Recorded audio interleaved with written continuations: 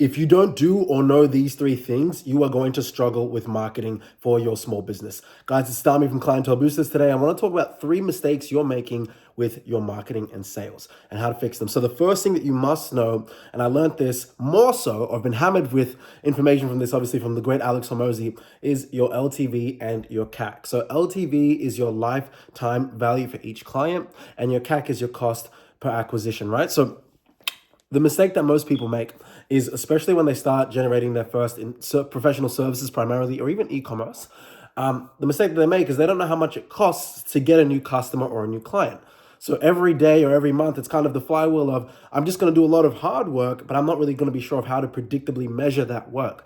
I can tell you off the bat, okay, our average client's going to stick with us for 10 to 12 months, and they're going to spend anywhere between $10,000 to $15,000 on average with us. And that's because we do a 3-month minimum. In the first 3 months, we're going to get them enough wins where they're going to want to stay with us on average for another 9 to 12 months. Boom. My cost per acquisition in many cases is free because of our team is really, really good when it comes to outbound sales. I am still the primary salesperson, but then once we hire another salesperson, we push paid ads to him, and I can tell you that the cost per acquisition could be $1,000 per deal closed. So if that's 1,000 invested to get 15K, then that's a 15x ROI. Like, I know all of those stats. I just gave you some of the stats about my agency, right? But it's going to be really hard for you to scale predictably month on month or quarter after quarter unless you know what your lifetime value for each client is and your also cost per acquisition. The great thing that I can do is when I go into demos with people or I'm presenting, some of the final slides that I'm like, all right, let's get to the money. I'm like, first of all, these are stats of my company. Let me get naked for a second. Let me show you how I am, the internal operations and the moving parts of my business, because I can show them what my lifetime value is and why they're not going to think that I'm just another agency that's going to churn and burn them. When our churn is also sub 10%. Right? So that's the first thing you must know. The second thing, this is important, is not being omnipresent. So I learned this from Robert Greene and some other business books as well. The person that covers the most, so if you look at business resembling war, the person that covers the most ground the most efficiently wins. So there's a lot of businesses, whether you're in hospitality or junk removal or coaching, and they're like, I make the most of my clicks or likes or views come from Instagram.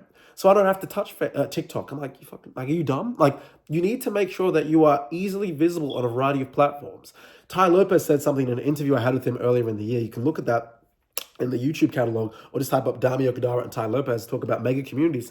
And he said that, you got to use all parts of your body, your hands, your legs, your eyes, your ears. You're not going to just use just the hands.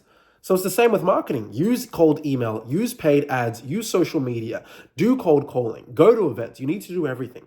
And then again, if you link everything back to step number 1, which is cost per acquisition and LTV, you're able to now delineate, okay, so when I go to 5 events, I end up closing 2.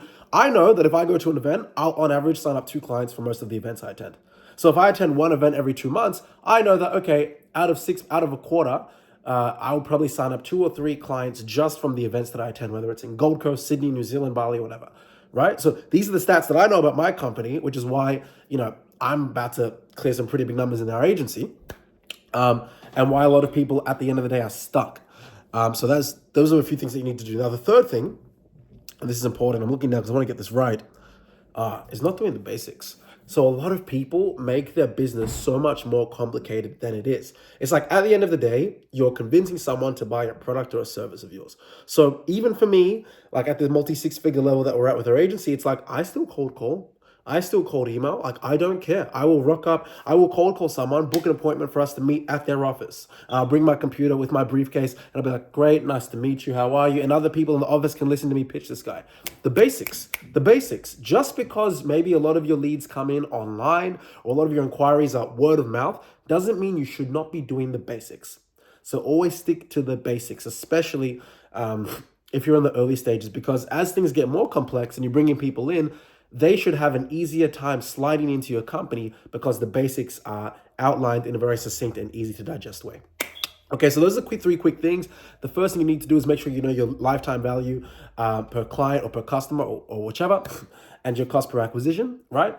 And of course, you also need to make sure that you are omnipresent across a variety of domains with your marketing and sales approaches.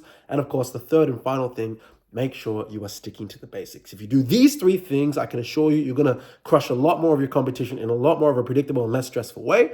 Now, are road bumps still going to occur? Absolutely. If you want help with those road bumps, you can click the link below. There's some information about how we help people build mega communities where we've helped extra business owners make an extra $100K to $1 million. In some cases, we've made people an extra $100K in less than 7 weeks.